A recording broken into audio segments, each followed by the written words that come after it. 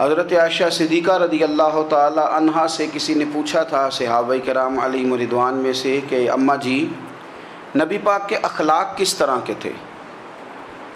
تو فرمانے لگی قرآن مجید ہی رسول پاک کے اخلاق ہیں۔ اور پھر حضرت عائشہ صدیقہ رضی اللہ تعالیٰ عنہ اس شخص سے کہنے لگیں چاہے تو سورہ مومنون پڑھ لو۔ تو انہوں نے یہ ابتدائی آیات سورہ مومنون کی جب تلاوت کی تو حضرت عائشہ فرمانے لگی یہی تو میرے نبی پاک کے اخلاق ہیں، اور یہی وہ آیات ہیں جن میں اللہ تبارک و تعالیٰ نے بندہ مومن سے تقاضا کیا ہے کہ اگر وہ جنت کا وارث بننا چاہتا ہے، جنت وہ جگہ ہے جہاں رسول کریم علیہ السلام کا قرب بھی ملے گا اور رب کریم کی زیارت بھی نصیب ہوگی، وہ مقام فلاح، وہ مقام کامیابی، وہ مقام جہاں اللہ تعالیٰ اپنے بندوں پر اپنی رضا نازل فرمائے گا، اس مقام کا نام مقام جنت ہے۔ تو اس سورہ مبارکہ کی ابتدائی آیات کے اندر اللہ تبارک و تعالیٰ نے ان صفات کا تذکرہ فرمایا ہے کہ اگر وہ صفات ہم اپنے اندر پیدا کرنے میں کامیاب ہو جائیں، معنی یہ ہے کہ ہمیں اللہ تبارک و تعالیٰ نے جنت کا وارث بنا دیا ہے۔ بڑے غور کے ساتھ سورہ مومنون کی ان ابتدائی آیات پر غور کرنا چاہیے۔ رب فرماتا ہے قد افلح المؤمنون، تحقیق مومن کامیاب ہو گئے۔ کون سے مومن؟ الذین ہم فی صلاتہم خاشعون، وہ جو اپنی نمازوں میں گڑ گڑانے والے ہیں، خشوع کے ساتھ، عاجزی کے ساتھ، انکساری کے ساتھ، ذوق کے ساتھ نماز پڑھنے والے ہیں۔ والذین ہم عن اللغو معرضون، اور وہ جو بیہودہ باتوں سے منہ پھیرنے والے ہیں، لغویات سے اپنا رخ پھیرنے والے سنجیدہ لوگ۔ پھر ارشاد فرمایا والذین ہم للزکاۃ فاعلون، جو زکوٰۃ دینے کا کام کرنے والے ہیں۔ پھر فرمایا والذین ہم لفروجہم حافظون، اور وہ لوگ جو اپنی شرمگاہ کی حفاظت کرنے والے، اپنی شرمگاہ کی حفاظت کرنے والے۔ الا علی ازواجہم، مگر یہ کہ اپنی بیویوں پر، او ما ملکت ایمانہم، یا اپنی شرعی باندیوں پر۔ اس زمانے میں جو لونڈی خریدی جاتی تھی اس سے بھی وطی کرنا جائز تھا، اگرچہ اب لونڈیاں موجود نہیں ہیں تو یہ فعل بھی موجود نہیں، سوائے اپنی بیویوں پر یا شرعی باندیوں پر۔ فإنہم غیر ملومین، فرمایا جو یہ کام کرے اس پر کوئی ملامت نہیں ہے، اپنی بیوی کے پاس شرعی طریقے سے جائے یا باندی کے پاس جائے۔ فمن ابتغى وراء ذلك، اور جو آدمی اس کے بعد اس حد سے بڑھے، اس کے سوا کچھ اور کرے جو بندہ، فرمایا فاولئک هم العادون، یہ لوگ حد سے بڑھنے والے ہیں، جو لونڈیوں اور باندیوں کے علاوہ، اپنی بیویوں کے علاوہ کسی اور جگہ گندگی کریں، یہ حد سے بڑھنے والے، حدوں کو کراس کرنے والے لوگ ہیں۔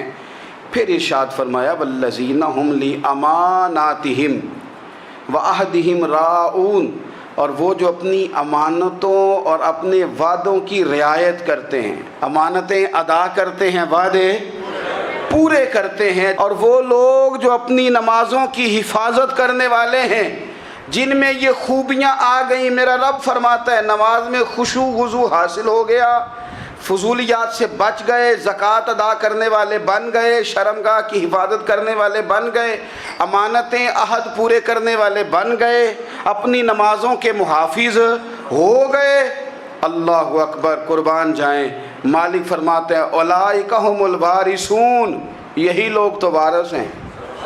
یا اللہ کس چیز کے؟ فرمایا الذین یرثون الفردوس، یہ لوگ جنت کے وارث ہیں، یہ جنت کے وارث ہیں یہ لوگ۔ ہم فیہا خالدون، اور فردوس سے، جنت سے نکالے نہیں جائیں گے، ہمیشہ ہی جنت میں رہیں گے۔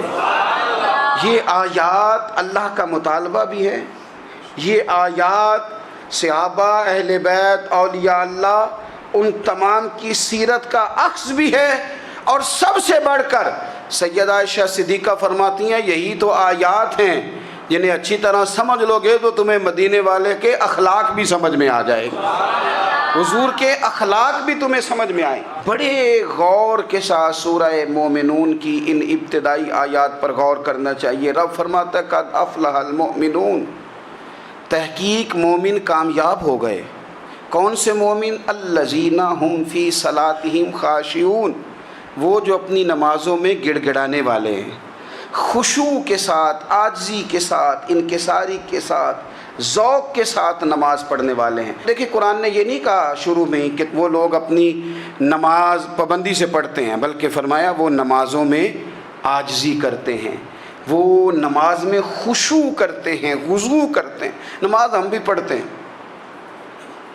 ڈھیر سارے لوگ ہیں جن کا یہ مطالبہ ہے کہ میرا نماز میں دل ہی نہیں لگتا۔ پہلی بات تو یہ ہے کہ دل نہ بھی لگے تو نماز پھر بھی پڑھنی ہے، اور دوسری بات یہ کہ دل لگانے کو بھی تو کچھ انسان کے پاس چیزیں ہونی چاہیے نا، کوئی ضروریات ہوتی ہیں۔ سب سے پہلی بات یہ کہ مسئلہ نماز کا نہیں، مسئلہ اہمیت کا ہے۔ آپ نے اللہ تبارک و تعالیٰ کی ذات کی، رب کریم کے جلالت کی جتنی زیادہ اہمیت اپنے دل میں محسوس کر لی، اتنا ہی نماز کی طرف توجہ آپ کی بڑھ جائے گی۔ آپ سادی سی مثال ہے، غور کر لیں، جتنا آپ اپنے استاد کو پروٹوکول دیتے ہیں، جتنی عزت کرتے ہیں، اتنا ہی وقت پہ آپ ان کے پاس پہنچ بھی جاتے ہیں۔ اگر آپ کے دل میں اہمیت نہیں ہے تو آپ ٹال دیں گے، اور جس استاد کی اہمیت ہے اس کے فون کی گھنٹی بجتے ہی فون بھی اٹھایا جائے گا، اور بات پوری مکمل بھی نہیں ہوگی تو کہا جائے گا جیسے آپ کہیں گے، اور جو وقت وہ دیں گے ان سے 10 منٹ پہلے پہنچنے کی کوشش بھی کی جائے گی۔ بس سمجھ لیں دل لگنے نہ لگنے کا مسئلہ نہیں، اہمیت کا مسئلہ ہے۔ آپ جتنی اپنے مالک کی بارگاہ کی اہمیت سمجھ لیں گے، اتنا ہی وقت پہ مسجد آئیں گے، اتنا ہی شوق سے نماز پڑھیں گے۔ دوسری بات، نماز کے ترجمے پہ غور کریں۔ آپ یقین کریں اگر نماز کا ترجمہ ہمیں آ جائے نا تو ہمیں تو یوں لگے کہ ہم تو اپنے مالک کی بارگاہ میں عرض و معروض کرنے حاضر ہوئے ہیں۔ یہ سورہ فاتحہ ہی دیکھ لیں آپ، حضور فرماتے ہیں، رب فرماتا ہے سورۃ فاتحہ آدھی میری ہے آدھی میرے بندے کی ہے۔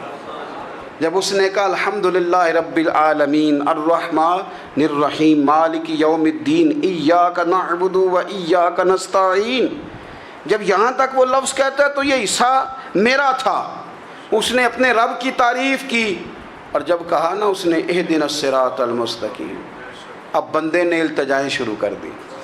اس نے کہا کہ مالک بھی تو ہے، رحمان بھی تو ہے، رحیم بھی تو ہے، عبادت بھی تیری کرتے ہیں تو مدد بھی تو تجھی سے مانگنی ہے نا، اب مہربانی فرمانا اہدنا الصراط المستقیم، ہمیں سیدھا راستہ دکھا دے، صراط الذین انعمت علیہم، ان لوگوں کا راستہ دکھانا جن پر تو نے انعام کیا ہے، غیر المغضوب علیہم ولا الضالین، ان کے راستے پہ نہ چلانا جن پر تیرا غضب ہوا، جو گمراہ ہو گئے ان کے راستے۔ تو نماز میں جب ترجمے پر آپ کا غور ہوتا ہے تو آپ کا تو دل خود بخود لگ جاتا ہے، شوق بڑھ جاتا ہے آپ کا۔ تو اتنی چیزیں ہم زندگی میں یاد کرتے ہیں، تو اگر ترجمہ بھی نماز کا یاد کر لیں اور پھر شوق سے پڑھیں تو آپ یقین کریں طبیعت کھنچی چلی آئے گی۔ ہمارے یہاں کچھ لوگ نماز پڑھتے ہیں پر بڑی لاپرواہی سے پڑھتے ہیں، کبھی ادھر دیکھتے ہیں کبھی ادھر دیکھتے ہیں، کبھی بال سہلاتے ہیں۔ وہ میں نے دیکھا ہے سجدے جا رہے ہیں تو سیانے سیانے بندے کبھی کپڑے کو چھیڑ رہے ہیں، کبھی جگہ کو چھیڑ رہے ہیں۔ میرے نبی کریم صلی اللہ تعالیٰ علیہ وسلم نے فرمایا ان لوگوں کا کیا حال ہے جو اپنی نماز میں نظریں آسمان کی طرف اٹھاتے ہیں، رکوع سے اٹھے تو اوپر دیکھنا شروع کر دیا، کیا حال ہے ان کا۔ اور پھر حضور نے ایک موقع پر تو سختی فرمائی، فرمایا جو نماز پڑھتے اپنی نظریں آسمان کی طرف اٹھاتا ہے وہ باز آ جائے، ورنہ ایسا نہ ہو کہ رب اس کی آنکھیں ہی چھین لے، وہ باز آ جائے اس کام سے۔ خشوع کے ساتھ نماز پڑھے، عاجزی کے ساتھ نماز پڑھے، اس کا دل لگا ہوا ہو نماز کے اندر۔ میرے نبی پاک صلی اللہ تعالیٰ علیہ وآلہ وسلم کے غلام حضرت انس بن مالک رضی اللہ تعالیٰ عنہ فرماتے ہیں کہ رسول پاک صلی اللہ علیہ وسلم نے مجھ سے فرمایا تھا کہ بیٹے نماز میں ادھر ادھر دیکھنے سے بچو، کیونکہ فرمایا نماز میں ادھر ادھر توجہ کرنا یہ بندے کو ہلاک کر دیتا ہے، ہلاکت ہے اس میں اگر تم نے ادھر ادھر توجہ کی۔ نماز تم مالک کی بارگاہ میں کھڑے ہو اور تم دیکھ ادھر ادھر رہے ہو۔ تو ایک تو نماز عاجزی کے ساتھ، پھر فرمایا والذین ہم عن اللغو معرضون، وہ لوگ جو فضول باتوں سے، لغویات سے اپنا منہ پھیر لیتے ہیں، فضولیات سے۔ ہمارے ہاں نا بہت سارے لوگ ایسے ہیں جو بلا وجہ ان چیزوں میں دلچسپی لیتے ہیں جو ان کے مطلب کی نہیں ہے، ان کے مطلب کی مطلب آپ کسی سے ملنے کہتے ہیں کیا حال ہے؟ ٹھیک ہے جی۔ بچوں کا کیا حال ہے؟ ٹھیک ہے۔ بچے کتنے ہیں؟ تو بھئی آپ کو جب پتہ ہی نہیں تھا کتنے ہیں تو حال کیوں پوچھا آپ نے؟ آپ کرتے کیا ہیں؟ آپ کا بڑا بھائی کیا کرتا ہے؟ چھوٹا بھائی کیا کرتا ہے؟ ابا جی کیا کرتے ہیں؟ بھئی آپ کے مطلب کی بات نہیں، آپ مطلب کی مقصد کی بات کریں، بے مقصد باتوں میں الجھنے کی ضرورت نہیں ہے۔ دیکھیں، اپنا ادارہ میں چلاتا ہوں، اپنا گھر آپ چلاتے ہیں، اپنی ڈیوٹی آپ کرتے ہیں، آپ کو زیادہ بہتر پتہ ہے کہ آپ اپنا گھر کیسے چلا رہے ہیں، مجھے زیادہ بہتر پتہ ہے کہ میں مدرسہ مسجد، مجھے زیادہ بہتر پتہ ہے اس کے اندر کون سی اصطلاح کس طرح کرنی ہے، یہ مجھ سے زیادہ بہتر کوئی بندہ جانتا نہیں۔ اب ہم کیا کرتے ہیں، جب ہم دوسرے کے کام میں مداخلت کرتے ہیں تو دو نقصان ہوتے ہیں، ایک تو اس کے ساتھ ہمارا رائے کا اختلاف ہو جاتا ہے، اور دوسرا ہمارے اپنے بہت سارے کام رہ جاتے ہیں، کیونکہ ہماری توجہ ہی دوسرے کی جانب تھی، اپنے بڑے سارے کام رہ جاتے ہیں۔ اس لیے بہت ساری ایسی چیزیں ہیں جن میں بلا وجہ کوئی مقصد نہیں۔ ہم پرانے لوگوں سے باتیں سنا کرتے تھے، ہمارے بزرگ کہا کرتے تھے جڑے پنڈ جانا نہیں، جڑے پنڈ جانا نہیں اودہ راہ پوچھنے دی کی لو۔ لغویات میں نہ الجھیں، فضولیات میں نہ الجھیں، یعنی ٹو میں رہنا، ٹو میں۔ آپ یقین کریں، میں نے پرسنلی طور پہ اس چیز کو محسوس کیا ہے کہ ہمارے بہت سارے اہم حقوق صرف اس لیے مس ہوتے ہیں کہ ہماری اپنے سے زیادہ توجہ سامنے والے پہ ہوتی، سامنے والے۔ میں نے دیکھا بڑے بڑے عجیب سوال اور بڑے بڑے انوکھے سوال، مطلب یہ کہ اتنی لمبی چوڑی، اور لوگوں کو بڑا پتہ ہوتا ہے یہ فلاں آدمی جو ہے اس کے بچے کتنے ہیں، وہ بیاہ کہاں پہ ہیں، کس کس علاقے میں ان کی شادیاں ہوئی ہیں۔ اتنی تفصیلات کی ہمیں ضرورت نہیں ہے، ہم سے تو ہمارے بارے میں پوچھا جائے گا، تو ہمیں اپنا معاملہ بڑا صاف ستھرا۔ دیکھیں کیا سونی بات کی مدینے والے رسول نے، قربان جائیں حضور کے جملوں پر۔ ایک شخص نے پوچھا حضور سونا اسلام کون سا ہے، خوبصورت مسلمان کون ہے؟ تو نبی پاک صلی اللہ علیہ وسلم نے فرمایا وہ خوبصورت مسلمان ہے جو بات اس کے مقصد کی نہیں، بے معنی ہے وہ بات وہ چھوڑ دے۔ بے مقصد باتوں سے الجھنا جو بندہ چھوڑ دے وہ مسلمان بڑا سونا مسلمان ہے۔ ہم کمزور اس لیے ہوتے ہیں کہ ہماری توجہ زیادہ دوسروں کی باتوں پر پڑتی ہے۔ پھر فرمایا والذین هم للزکاۃ فاعلون، وہ لوگ جو زکوٰۃ دینے کا کام کرتے ہیں، صدقات کرتے ہیں، خیرات کرتے ہیں، وہ کامیاب ہو جاتے ہیں۔ پھر فرمایا والذین هم لفروجہم حافظون، وہ جو اپنی شرمگاہ کی حفاظت کرتے ہیں۔ نوجوان میری بات پر توجہ کریں، فرمایا وہ لوگ جو اپنی شرمگاہ کی، والذین هم لفروجہم حافظون، وہ لوگ جو اپنی شرمگاہ کی حفاظت کرتے ہیں۔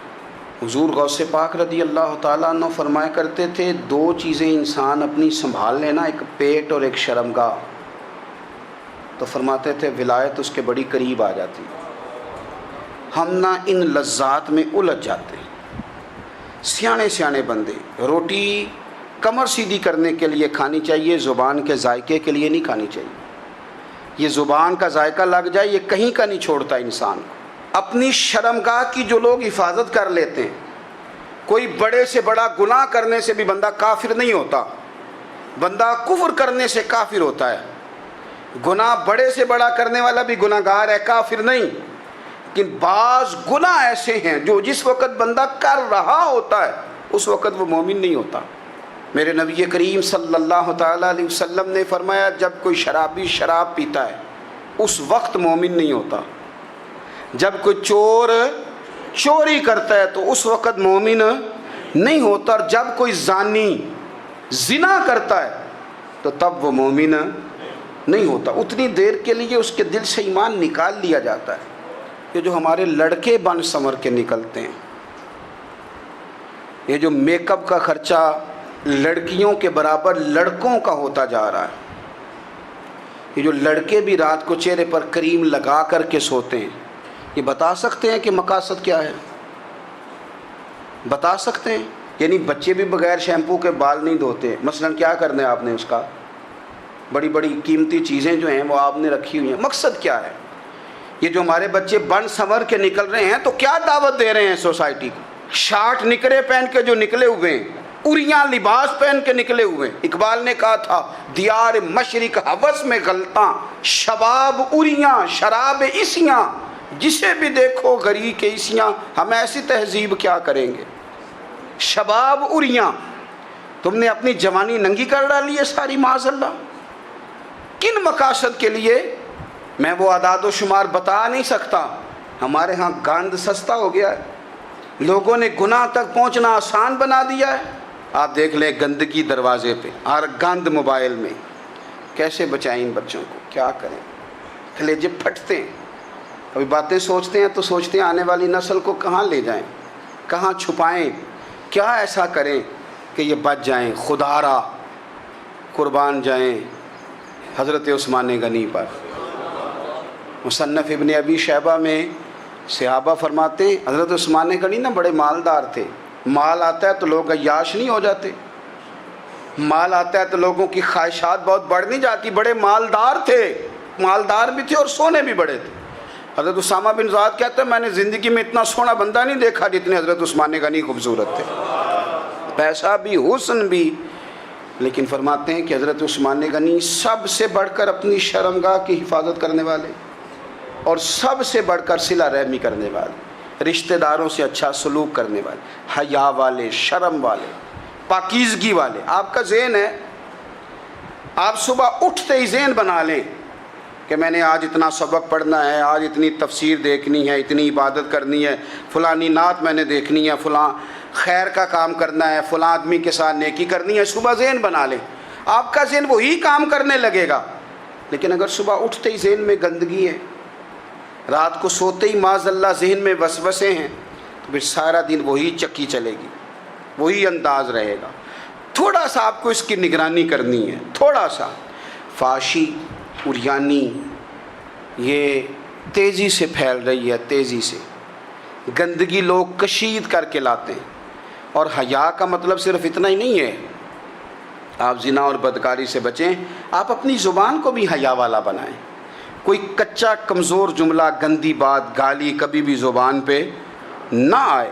آپ کا انداز حیا والا ہو. بے باک ہو جانا، بے باک بولنا، میں باریکی سے اس بات کو سمجھتا ہوں اور میں آپ کو بہت ساری بزرگوں کے ارشادات کا نچوڑ عرض کرنے لگا ہوں. آپ اپنا ذہن صاف کر لیں، آپ کے بہت سارے کام ویسے ہی صحیح ہو جائیں گے. چونکہ ہمارے دین کے اندر زیادہ اجر نیتوں اور ارادوں پہ ملتا ہے. آپ کے جو اندر کی پاکیزگی ہے وہ بہت سارا فضل لاتی ہے اللہ کا. اور اگر دل ہی ناپاک ہو، ذہن ہی ناپاک ہو، تو وہ خیر کی چیزیں کس طرح کر کے داخل ہوں گی؟ اپنی شرمگاہ کی قربان جائیں. نوجوانوں ذرا غور کرنا. میرے نبی کریم صلی اللہ تعالیٰ علیہ وسلم کے بارے میں حضرت عائشہ صدیقہ فرماتی ہیں کہ عرب کی کنواری لڑکیاں بڑی حیا والی ہوتی تھیں، لیکن اللہ کے پیارے رسول صلی اللہ علیہ وسلم عرب کی کنواری لڑکیوں سے بھی بڑھ کر حیا والے تھے. یہ ہمارے بچے مذاق میں ہمیں کئی دفعہ کہتے ہیں شادی کرا دو، شوگل میں کہہ دیتے، ابا کو کہہ دیتے ہیں، ابا کو نہیں منہ پہ آگے کہہ دیتے ہیں، کہتے ہیں یہ بڑا بھائی مصیبت بن گیا، یہ ہٹے گا تمہاری باری آئے گی. آپ کچھ ایسی باتیں کر رہے ہیں، کچھ ایسے انداز آپ اختیار کر رہے ہیں جو وزادار لوگ کرتے نہیں. شرم و حیا سے وہ چیزیں ڈھل جاتی ہیں جو باتیں ہمارے بچوں کی زبانوں پر بے باکی کے ساتھ آنے لگی ہیں. اور میں آپ کو ایک عقلی بات عرض کرتا ہوں، آپ اپنی زبان سے جو جملے خود ادا کرتے ہیں وہ جملے آپ کے دل پر بھی اثر کرتے ہیں. اگر آپ غلط بات بار بار کریں گے تو آپ کا دل بھی غلط بات کی طرف مائل ہو جائے گا. آپ 10 بار 15 بار 20 بار کوئی خیر کی بات کریں، خیر کی، تو آپ دیکھیں گے آپ کا دل بھی خیر کی طرف مائل ہو جائے گا. آپ خیر کی باتوں پر اپنے آپ کو لائیں، اچھی باتوں پر اپنی توجہ لائیں، آپ کا دل بھی اچھائی کی طرف مائل ہو جائے گا. کفل کا ایک واقعہ ترمذی میں ملتا ہے. ایک شخص کفل نام کا تھا بنی اسرائیل میں. ایک عورت مجبور تھی، اس کے بچے بھوکے تھے، تو کفل نے اسے مائل کر لیا کہ تو میرے ساتھ گناہ کرے گی تو پھر میں تیرے بچوں کی روٹی تجھے دوں گا. تو وہ عورت پہلے تو بیچاری نہ مانی، لیکن بچوں کی بھوک دیکھ کے مجبور ہو گئی. جب کفل کے قریب گئی نا وہ عورت، اس نے دروازے سارے بند کر لیے. ترمذی شریف میں اس کا واقعہ موجود ہے. چاروں جانب سے بند ہو گیا سارا کچھ. لیکن جب وہ کفل کہتا ہے میں اس بی بی کے پاس جانے لگا تو عورت کا وجود کانپتا تھا. جس بندے کو گناہ کی طرف جاتے اس کی طبیعت میں ہیجان پیدا ہو تو معنی یہ ہے کہ ابھی ذہن پورا غلیظ نہیں ہوا, ابھی طبیعت پوری گندی نہیں ہوئی, ابھی ایمان کی بہت ساری قسمیں موجود ہیں, عورت کا وجود کانپتا ہے. تو کفل کہتے ہیں کہ میں نے اسے کہا کہ سارے دروازے بند ہیں, آپ ڈرتی کیوں ہے؟ تو کہنے لگی ڈرتی اس لیے ہوں کہ سارے دروازے بند نہیں ہوتے, ایک دروازہ کھلا ہے اور وہ دروازہ رب قدیر کا دروازہ ہے, اسے کیسے بند کیا جا سکتا ہے؟ تو کہتے ہیں جب اس نے یہ لفظ کہے تو مجھ پر بھی بات کا اثر ہوا, مجھ پر بھی. تو میں نے کہا کہ اگر تو عورت ہو کہ رب سے اتنا ڈرتی ہے تو مجھے تو اس نے مرد بنایا ہے, تو مرد تو ہوتا ہی وہ ہے جو اپنے آپ پر کنٹرول کر سکے. تو اب نہ معاملہ آگے جائے گا, اب یہاں بات رکے گی نہیں, جا میں تجھے آزاد کرتا ہوں. عورت گئی, اس نے توبہ کی کفل نے, اور رات رو کے کہنے لگا مالک آج میں نے توبہ کی ہے تو میرے اوپر مہربانی کرنا, میری توبہ ٹوٹنے نہ پائے. رات اس نے توبہ کی, رات ہی انتقال ہو گیا. لوگوں کو پتہ تھا بڑا بے حیا ہے, بد کردار ہے, گناہ گار ہے, شاید لوگ اس کا چہرہ دیکھنے بھی نہ جاتے, پر مالک کریم ہے نا. حضور فرماتے ہیں سویرے اس کے دروازے پہ لکھ دیا اللہ نے, لوگوں رب نے کفل کے سارے گناہ معاف کر دیے ہیں, اس کے دروازے پہ لکھ دیا گیا. جب آپ اپنی حفاظت کرنا چاہتے ہیں تو اللہ پھر اسباب بھی پیدا کر دیتا ہے. اپنی شرمگاہ کی, اپنی نظر کی آپ خوب حفاظت کریں. اور میں آپ کو ایک بات عرض کروں, ایک بندے کے باحیا ہو جانے سے نا, ایک بندے کے ٹھیک ہو جانے سے اس کے دائیں بائیں بے شمار لوگ ٹھیک ہو جاتے ہیں. نہ چاہتے ہوئے بھی آپ کی نیکی کا اثر آپ کے دوستوں پہ پڑتا ہے, نہ چاہتے ہوئے. اور ایک بندے کے بگڑ جانے سے اس کے دائیں بائیں بہت سارے لوگ بگڑ جاتے ہیں, بہت سارے لوگ بگڑ جاتے ہیں.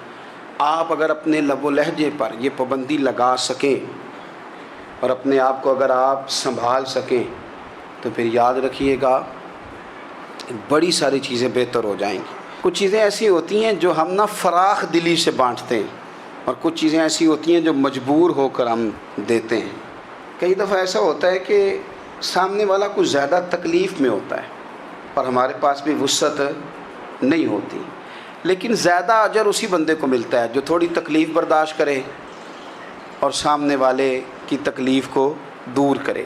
مدینہ منورہ میں نا قحط پڑ گیا تھا, غلہ نہیں ملتا تھا, تو قحط کے زمانے میں لوگ نا پھر چیزوں کو مہنگا کر کے بیچتے ہیں. ہمارے ہاں ایک طرف چینی کی لائنیں لگی ہوتی ہیں اور دوسری دفعہ چھاپا پڑتا ہے, پورے کے پورے گودام بھرے ہوئے نکل آتے ہیں. لوگ مصنوعی قلت پیدا کر دیتے ہیں. حضرت عمر فاروق رضی اللہ تعالیٰ عنہ کے زمانہ نور میں قحط پڑ گیا تھا, گندم کا دانہ اس طرح ہو گیا تھا جس طرح سونا ہے. سیدنا عثمان غنی رضی اللہ تعالیٰ عنہ کے نا بہت سارے اونٹ غلے کے بھرے ہوئے مصر سے آئے, اور لگتا یوں ہے کہ وہ شخص آپ ہی کو غلہ دیتا تھا, کسی اور کو دیتا بھی نہیں تھا, جو اونٹ بھر کے اس نے لیے. تو مدینہ منورہ کے اندر جب وہ مال پہنچا نا, آپ کو بتانا یہ چاہ رہا ہوں کہ ساری تجارت بندوں سے نہیں کرنی چاہیے, کچھ اللہ سے بھی کرنی چاہیے. رب سے جو بندہ تجارت کرتا ہے وہ بڑا کامیاب ہوتا ہے. وہ غلے سے بھرے ہوئے اونٹ آپ کے پہنچ گئے تو تاجر آئے, انہوں نے آگے کہا عثمان ہم کھول کے نہیں دیکھتے کہ اندر مٹی ہے کہ سونا ہے, اور یہ بھی نہیں پوچھتے آپ نے کتنے کا خریدا, آپ کی زبان پر اعتبار ہے, آپ نے جتنے کا مال لیا ہے نا ہم ڈبل دیتے ہیں, آپ ہمیں دے دیں. آپ فرمانے لگے نہیں مجھے زیادہ نفع ملتا ہے. انہوں نے کہا 2 گنا, فرمایا نہیں زیادہ ملتا ہے. کہا 3 گنا, فرمایا زیادہ ملتا ہے. وہ کہنے لگے اس سے زیادہ تو کوئی تاجر ہے ہی نہیں جو زیادہ دے. فرمایا بس مجھے ملتا ہے نا. کہا کتنا ملتا ہے؟ فرمانے لگے لگتا ہے کہ اگر وہ تاجر زیادہ کرم نوازی کرے تو 700 گنا تو دے گا ہی, اور باقی کریم ہے. انہوں نے کہا جی نہیں اتنا نہیں ہم دے سکتے, پھر آپ بیچ لیں. یہ بات ہی سمجھ میں نہیں آتی. لوگ چلے گئے تو حضرت عثمان غنی مال اٹھا کے مسجد کے دروازے پہ لے گئے, جا کے کہنے لگے اے عمر اعلان کر دیں جس غریب کو گندم کی ضرورت ہے, آسانی کے دور میں نہیں دقت کے دور میں, جب لوگوں کو مل نہیں رہی چیز, جس کو ضرورت ہے وہ آئے اور آ کے لے جائے۔ جب جناب عثمان غنی کے اس غلے کا اعلان ہوا تو تاجروں کو اب مسئلہ سمجھ میں آیا کہ یہ 700 گنا کو بندہ نہیں دے رہا، یہ رب کریم عطا فرما رہا ہے۔ میرے عزیز، کچھ سودے رب کے ساتھ بھی کریں۔ اگر کوئی بڑا ضرورت مند دروازے پہ آ جائے نا تو پھر اپنا نفع نقصان نہیں سوچنا، پھر تو رب کے ساتھ تجارت کرنی ہے۔ ضرورت مند کی ضرورت کا لحاظ کرنا، یہ نہ مسلمانوں کے ایک دوسرے کے قریب کرے گا۔ ہم کون ہوتے ہیں کسی کی حاجت پوری کرنے والے، ضرورت پوری کرنے والے؟ کرنے والا تو اللہ ہے۔ تو اگر رب ہمیں کبھی وسیلہ بنائے، ذریعہ بنائے، تو پھر ہمیں ذرا نا خوش دلی سے بننا چاہیے، ذوق اور شوق سے بڑھنا چاہیے، پھر ہمیں کمزور نہیں پڑنا چاہیے۔